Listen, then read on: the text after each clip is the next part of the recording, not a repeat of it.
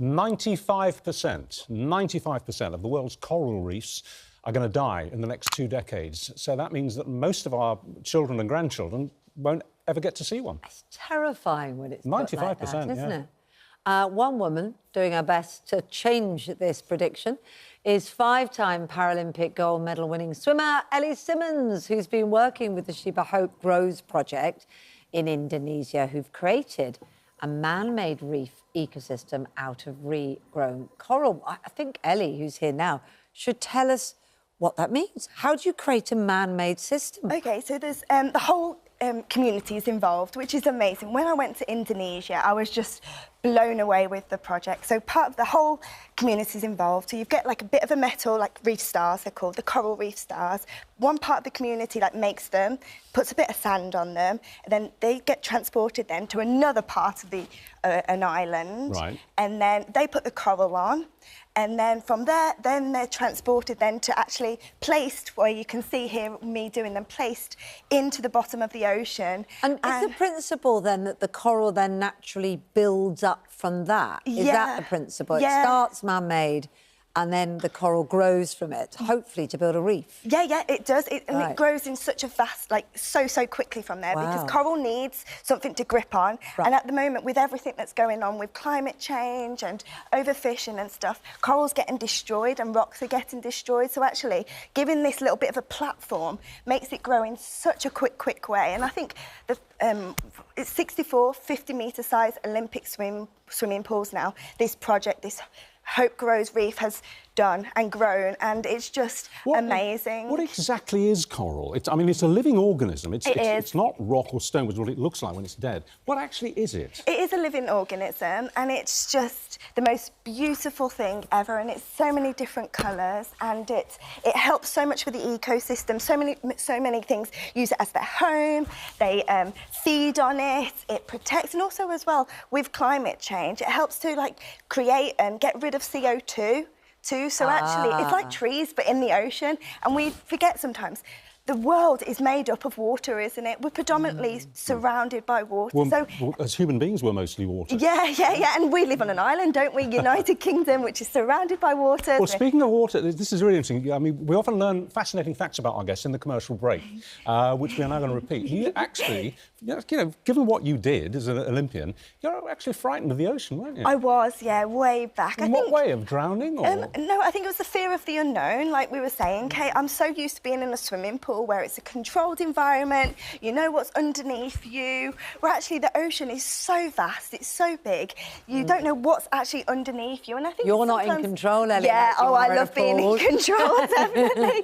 But yeah, I think, and I overcome that, and I realise actually how beautiful the ocean is, and it's just like, for me now, I'm addicted to it, you know, I want to keep going out there, keep swimming, keep showing people the beauty of it, and it's a different world. And now, looking at you there, I mean, you're on a scuba, aren't you? So there I'm just... I've never done scuba diving. Does that mean you're holding your... Is that free diving? Yeah, that's free diving. Yeah, it isn't scuba, yeah. But I can scuba as well now. I just literally just passed that this year. So when you go down, that's when you have to hold your breath? And you simply pop up to the surface, take a few more breaths through the tube, and then down you go again? Oh, yeah, so more, just hold my breath down.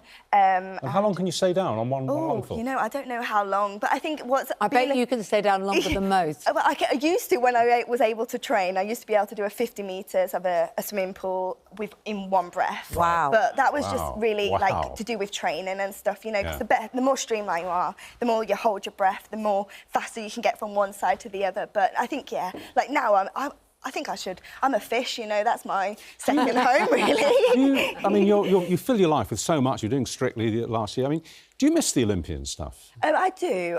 Like, I'm so glad I'm retired, but I do miss it. I think because it's like, you get that high, you know, it was a focus, it was a structure every single day. I got some amazing opportunities representing my country, but it was my life for, like, I learned to swim when I was 5, started swimming competitively when I was in my first World Champs when I was 12, retired when I did it for so long. And did you ever get that so many people who are at the top of their profession will confess to this. I was talking to a novelist the other day, I won't name him, but I mean a really bestseller writer, who has imposter syndrome. He doesn't really think he deserves to be there. Did you ever get that as an Olympian? Did you ever sometimes think, I shouldn't be doing this? This isn't me? No, actually, I think now it's this next life, really, this next chapter. I think because for me, swimming was my sport. It was something I love to do. It's my identity. It's like now, since retiring, it's like figuring out what I want to do next and trying to find a new So what are chapter. you now, then? What would you put on your passport? I would just put... You just need your name, Ellie. Just my name. Ellie Simmonds. Work it out. Or my full name, which is Eleanor, you know. But yeah, just my name. You can't tell from your accent. Again, I was asking you this in the break. You're from Birmingham? Yeah, I'm from Birmingham, Warsaw. Yeah, that's my home. Do you go back to the accent when you go back there? Yeah, I do. My accent's quite neutral, I'd say, but when I'm with friends and family and stuff, it definitely comes out, and especially when I'm with my best friend Richie Anderson as well. He's a Brummie and stuff, so yeah. Well, look, good luck with the coral project. Oh, it looks beautiful and beauty with a purpose. Yeah. So congratulations. Oh, thank you. And yeah, if anyone wants to get involved, just follow Hope Reef projects, and because you can get involved, and I think that's what one of the things is. Like, I think we can all do our bit, can't we? Absolutely. Well, look, I'll tell you somebody who has heard that message loud and clear, and that's Laura. Laura, you are entranced, aren't you, and passionate about the importance of coral in the ocean. Yeah, and it was so interesting listening to Ellie, exactly as you say, everyone can play a part. But when I went to COP27 in Egypt, I was lucky enough to do a little bit of snorkelling. I was absolutely terrified, but I got to look at the coral bleaching there. And as you say, coral is alive, it's a living thing. But as the oceans get hotter, it gets bleached and it dies, and it loses its oxygen, it loses its food. And right now, this is Florida. Their oceans are being bleached, the coral's being bleached because they have record sea temperatures. And actually, how much we limit our warming depends on how much coral we lose. If we warm by 1.5 degrees Celsius, we lose between 70 and 90% of all the world's coral. But if we get to 2 degrees of warming, we lose 99%, nearly all of it. So the more we can limit our warming, the more we can save the precious coral.